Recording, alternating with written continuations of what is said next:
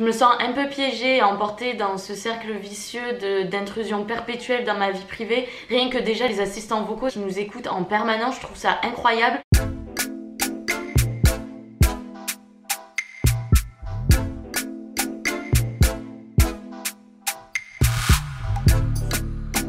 Faut arrêter de recruter des personnes en fonction de leur origine, leur couleur de peau et de regarder plutôt ce que la personne peut apporter à l'agence, les compétences, les expériences, et non regarder ses origines, comme je l'ai dit, sa religion, sa sexualité, etc. qui sont des facteurs qui sont peu déterminants dans le monde du travail.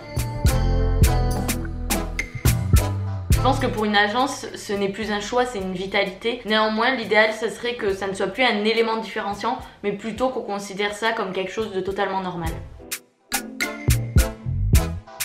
C'est une communication qui se veut responsable sur plusieurs points, que ce soit sur l'environnement, sur l'éthique, sur le bien-être de ses salariés, à travers ses prestataires, à travers ses clients. Elle véhicule des messages, des principes, se positionne sur des débats, en avant des valeurs. Par exemple, une agence qui travaille avec une entreprise qui préfère produire en Chine, on pourra peut-être se demander si du coup elle trouve ça normal, le travail d'enfant. L'agence doit être responsable en tout point parce que ses choix reflètent ses valeurs. On peut s'attendre à une montée, à un gros boom des agences indépendantes en publicité parce que voilà, on a cette envie d'avoir des modes de fonctionnement et de travail qui sont totalement différents de celles de nos parents. Ça va aussi marquer une rupture entre les habitudes de travail qui sont très conventionnelles et les nôtres, et c'est pour ça qu'il va y avoir une montée d'agences publicitaires qui vont être très indépendantes.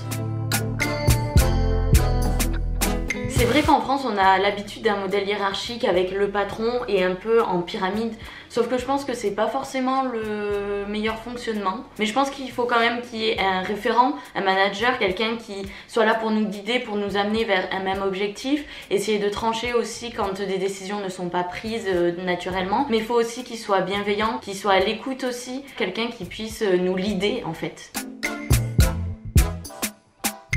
C'est vrai que ces dernières années, on m'a beaucoup posé la question et j'ai eu du mal à répondre. Après 5 ans d'études, j'espère quand même pouvoir prétendre un salaire supérieur au SMIC, que ces études soient quand même rentables à un moment donné.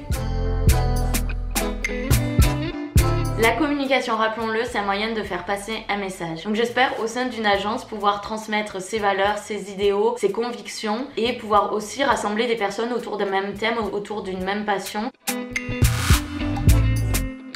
Je ne pense pas qu'il faille interdire la publicité pour les aliments gras ou sucrés. Pour moi, je trouve ça injuste parce que dans ce cas-là, il faudrait alors qu'on interdise la publicité pour les écrans parce qu'on connaît tous les effets néfastes des smartphones, des tablettes, des télés pour les yeux, pour le sommeil et pour notre cerveau. En revanche, je pense que faire des petites campagnes de prévention comme manger, bouger, ça peut être une bonne idée pour justement prévenir et essayer d'informer les personnes sur les dangers de trop consommer un produit. Justement, il y a quelques semaines, j'ai été contactée sur Instagram par une marque pour promouvoir ses produits. Sauf que quand j'ai découvert que c'était produit en Chine, j'ai totalement refusé le partenariat. Alors bien sûr, je vais pas faire genre je suis comme tout le monde, je consomme chez H&M, je consomme chez Primark. Mais voilà, je pense que chaque petit pas est bon à prendre et le fait de consommer des objets pub made in France en fait partie.